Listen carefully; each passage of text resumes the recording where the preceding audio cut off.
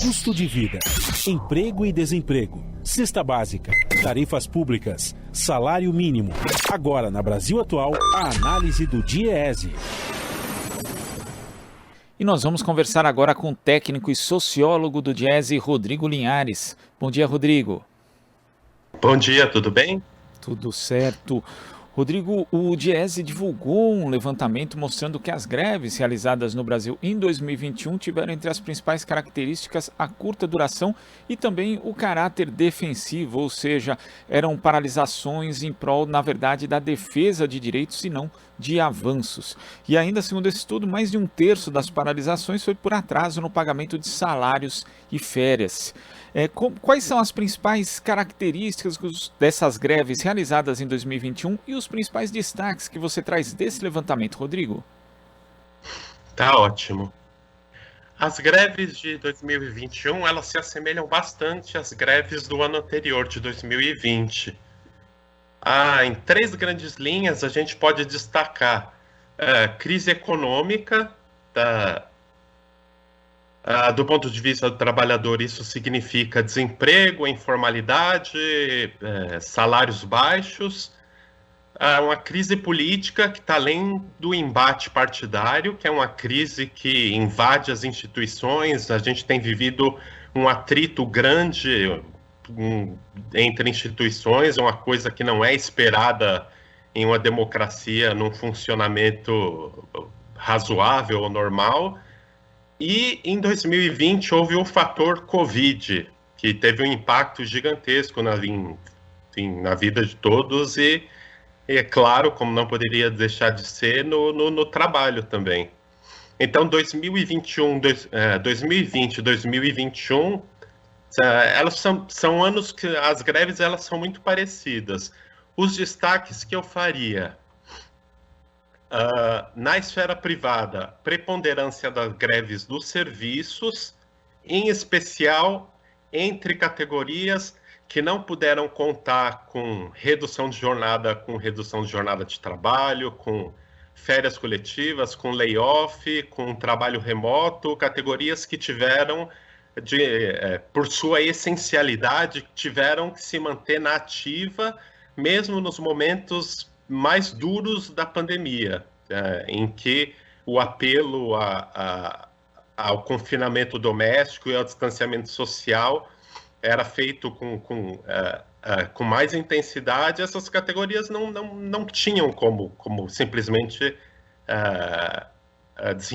desempenhar o seu trabalho num escritório, né? Então, entre essas categorias, eu destacaria o pessoal, os rodoviários, os transportes coletivos urbanos, trabalhadores de limpeza pública e também terceirizados do asseio e serviços gerais de empresas privadas. O funcionalismo público, as greves diminuíram bastante. Em parte porque as grandes categorias do funcionalismo, uma das grandes categorias do funcionalismo público são os docentes. Logo no início da decretação da pandemia pela Organização Mundial de Saúde, esses docentes, eles voltam para casa e são obrigados a desempenhar o seu trabalho de casa e se adequar aos meios tecnológicos, docentes e alunos, né? E é claro, né, num ambiente como esse, nessas condições, é difícil mobilizar para uma greve, né? Eles acabaram, no fim das contas, desenvolvendo outros tipos de protestos, que são aqueles que a gente chama de greves sanitárias, que é o recuso a voltar para o trabalho presencial e, às vezes, a paralisação, inclusive, do trabalho desenvolvido remotamente, né? A paralisação total das atividades. Outra parcela do serviço público que contrata muitas pessoas, evidentemente, é a saúde, são os profissionais de saúde. Aí é uma coisa interessante, porque eu não sei ao certo se o número de greves da saúde ela diminui tanto por um motivo de vocação e de chamada ao trabalho, ou seja, a gente estava passando por uma situação excepcional, a ponto de não se cogitar a paralisação dos trabalhos, mesmo diante de irregularidades.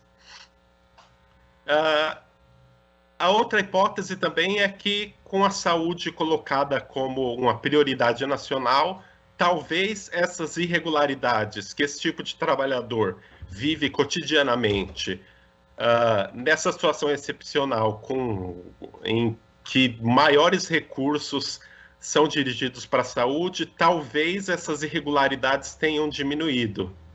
Então, em resumo, os trabalhadores públicos, os professores voltam para cá, eles ficam em casa, desenvolvendo seu trabalho remotamente, as suas greves viram greves sanitárias, e os trabalhadores da saúde, eles continuam na ativa, trabalhando muito mais do que antes. A gente não sabe exatamente se as greves aí, elas desaparecem, elas desapareceram mesmo, por um chamado à missão, um chamado profissional, um chamado vocacional, mas um chamado humanitário, e se para além disso as irregularidades realmente diminuíram com a chegada de mais recursos, a criação de mais leitos, a contratação de mais pessoal, enfim. E se você me permite, um último ponto são os trabalhadores das estatais. Esses trabalhadores, eles continuam deflagrando greves também, muitas greves.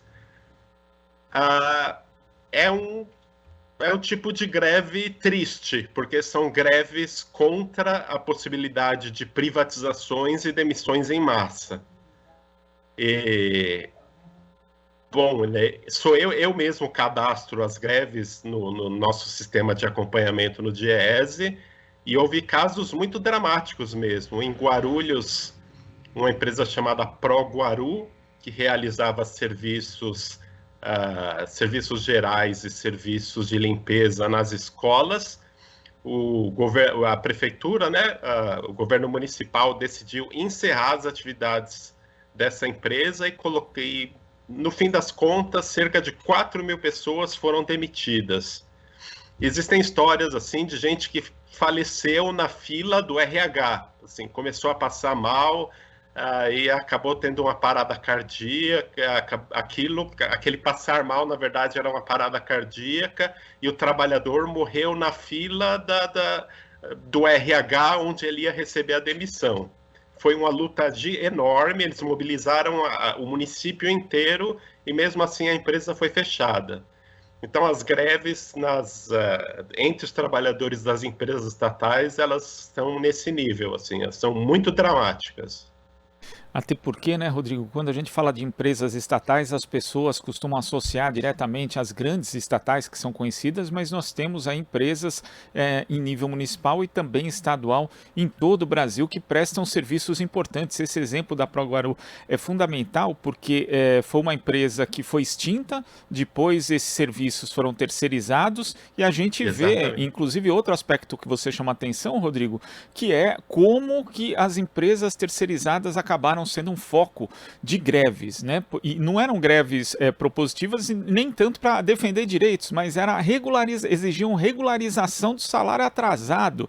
Quer dizer, nós tivemos aí durante a pandemia, por exemplo, as pessoas que trabalham com limpeza, tendo que sair às ruas, tendo que pegar o transporte público, arriscando a própria saúde, e ainda assim essas companhias acabaram atrasando o salário, não regularizando direitos a que as pessoas realmente tinham ali, segundo a própria legislação, acesso. Agora, isso mostra duas pontas, quer dizer, quando a gente vê esse exemplo da ProGuaru, vê que, na verdade, os trabalhadores das estatais são prejudicados, né, porque perdem o seu emprego, perdem o seu posto de trabalho, depois esse serviço é terceirizado, vai para um setor da economia que precariza demais os salários e não cumpre a legislação vigente, e ainda por cima esses serviços também são piorados. Então, esse modelo de terceirização que avançou bastante desde a nova lei de 2017, ele acaba prejudicando todo mundo, inclusive o mercado de trabalho, Rodrigo? Olha, esse modelo, o processo de terceirização, do modo como ele tem se realizado, já deu para perceber, desde da liberação da terceirização para mais categorias, para mais setores dentro das empresas, desde a ampliação da terceirização, já deu para perceber que a legislação é permissiva em relação a irregularidades. A gente tem um problema de regulação aí grave, e esse problema tem sido descuidado. As greves entre os terceirizados, elas quase que são uma greve, quase que são uma categoria à parte nas greves. Eu vou me explicar. Quando um grupo de trabalhadores decide fazer a greve, normalmente eles têm diante de si um horizonte, tem a perspectiva de um ganho. Ou seja, ninguém faz greve porque quer, ou porque gosta, ou porque tem preguiça de trabalhar. Essas histórias correm, mas elas são... isso é bobagem, né? Na verdade, greve, ela envolve... O deflagrar de uma greve, ele envolve uma decisão bastante importante que mexe bastante com as emoções de cada trabalhador que está lá envolvido. Para o sindicato é uma coisa também difícil, porque ele está se arriscando ali. Não existe nada pior para um sindicato do que uma greve mal sucedida. Uma greve mal sucedida significa que os trabalhadores eles são desencorajados, eles se sentem de algum jeito traídos ou humilhados ou desanimados. Isso significa que o sindicato, a próxima vez que for na fábrica, vai ter menos gente disposta a ouvi-lo. Talvez uma greve mal sucedida ela acabe se materializando em desfiliações. Então, deflagrar de uma greve é um momento tenso. Tenso para o trabalhador, que vai ter que mudar a rotina dele nos próximos dias, caso a greve seja deflagrada. É tenso para a direção sindical, que ela está se arriscando, no caso de uma greve mal sucedida, a perder filiados, a perder apoio na base, enfim. O que eu quero dizer é, greve ninguém faz porque gosta simplesmente de cruzar os braços. Normalmente, existe... entre os trabalhadores que deflagram a greve, existe uma perspectiva qualquer de algum ganho, ao menos. Entre os trabalhadores terceirizados, boa parte das greves ela está fora disso, porque não são greves não são greves deflagradas porque você tem a esperança de um ganho. Na verdade, são greves de desespero, são greves de uma situação limite. Existem trabalhadores com 2, 3, 4 meses de salário atrasados. Existe a perspectiva de que aquela empresa evapore, de que os proprietários abandonem a empresa sem pagar verbas rescisórias. Então, esses trabalhadores eles deflagram a greve em busca de algum poder representado na figura do sindicato, da justiça trabalhista, que possa normalizar aquela situação em que eles possam receber o que é devido, e eles já não se preocupam em manter aquele emprego, eles só não querem perder o emprego e arcar com um prejuízo de meses de trabalhos não pagos. Então, a greve é feita para regularizar salários e verbas rescisórias, e depois disso eles querem ser demitidos e vão procurar outra empresa, porque já ficou comprovado que aquela empresa é uma empresa de empresários golpistas. O ambiente das empresas terceirizadas, isso é muito comum. Existem empresários que usam laranjas na hora de abrir a empresa, licitações fraudulentas, concorrências fajutas, e é uma coisa de pilhagem mesmo. A empresa funciona durante um ano em alguns meses, depois disso começa a atrasar salários, não paga verbas trabalhistas para os demitidos, quando vem o protesto dos trabalhadores, os empresários abandonam a empresa. E aí, como é que você vai atrás deles? A empresa está no nome de laranjas, a lei, nesses casos, é muito morosa, e, bom, aí então eles têm de... não tem...